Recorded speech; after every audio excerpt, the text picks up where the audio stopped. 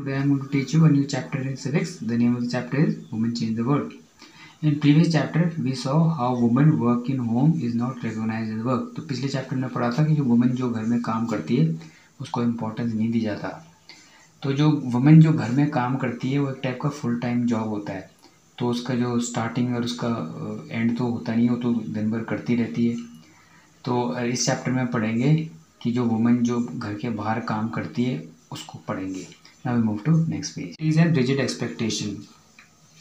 When the children were asked to draw different occupation and categorize them according to male and female, so जो children थे ज़्यादातर उन्होंने nurses females को बनाया और pilot उन्होंने men को बनाया। तो nurses उन्होंने female को इसलिए बनाया क्योंकि जो females होती हैं ज़्यादातर वो polite and gentle होती हैं। और फिर ये स्टीरियोटाइप भी है सोसाइटी में कि जो गर्ल्स हैं उनके वो आगे कुछ कर नहीं सकती, इस वजह से उनको फिर मौका नहीं मिलता। घर में भी उनको आगे पढ़ने का मौका नहीं देते उनको। इसके अलावा उनको जॉब ज्वाइन करने के लिए भी इनकी इतनी अपॉर्चुनिटी नहीं मिलती। फैमिली में भी उनको फिर इनकरेज किया जाता है कि उनका मेन एम सिर्फ मैरिज होना चाहिए। So now we move to next page. For change going to school is very important part of a life. आजकल जो स्कूल जाना है बहुत इंपॉर्टेंट हो गया सबके लिए। अब जैसे बच्चे रोज़ स्कूल जाते हैं तो हमारे लिए एक टाइप का ऐसा हो गया जैसे कि ये नॉर्मल ही रहा होगा, हमेशा ही रहा होगा ये। लेकिन ये ऐसा नहीं था। पहले तो बहुत कम बच्चे स्कूल जाते थे। जो जाते भी थे तो उनमें सिर्फ बॉयज़ जाते थे और गर्ल्स तो बिल्कुल भी नहीं जाती थी। ज़्यादातर बच्चे जो थे वो फैमिली जो एल्डर्स करते थे काम वगैरह, जैसे वो स्किल्स सीखते थे, जैसे making pottery, doing weaving and craft work. So they use to learn all these things and even in this the girls use to play a supporting role.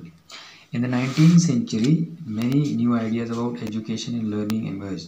19th century में फिर एजुकेशन लोगों ने education को ज़्यादा importance देनी शुरू की और they started sending their children to school. लेकिन इस टाइम पे भी जो गर्ल्स थी उनको फिर स्कूल नहीं भेजा जाता था। तो इस बात के लिए जो वुमेन्स थी उन्होंने they made efforts to open schools for girls. So now we move to next page. Sundari Devi was born in West Bengal. She wrote her autobiography and the name of the book was Amar Jiban.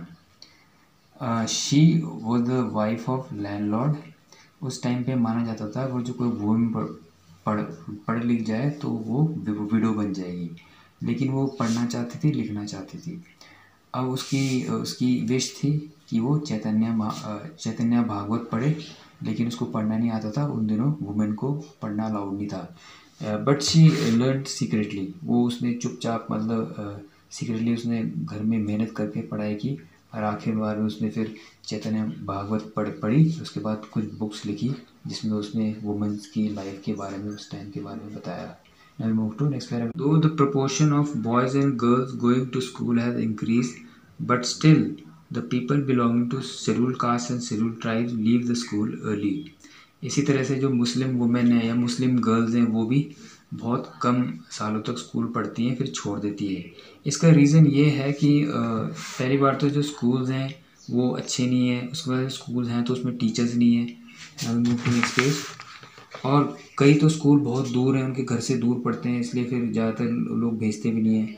And most of the जो family है वो poor है, so they can not afford to send their children to school. इसके अलावा जो बच्चे हैं उनके साथ डिस्क्रिमिनेशन भी किया जाता है स्कूल में। Now we move to next paragraph. Women and girls now have the right to study and go to school. The women and girls को अब राइट है स्टडी करने का और स्कूल जाने का। अब उनकी जो सिचुएशन है वो इम्प्रूव हो गई है, पर लेकिन उन्होंने इसके लिए बहुत स्ट्रगल किया। उन्होंने इंडिविजुअल भी स्ट्रगल किया, कलेक्टिवली भी स्ट्रगल किया।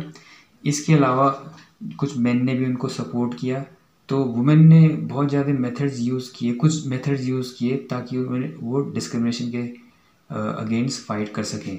सो they are campaigning, protesting, raising awareness and showing solidarity towards other women.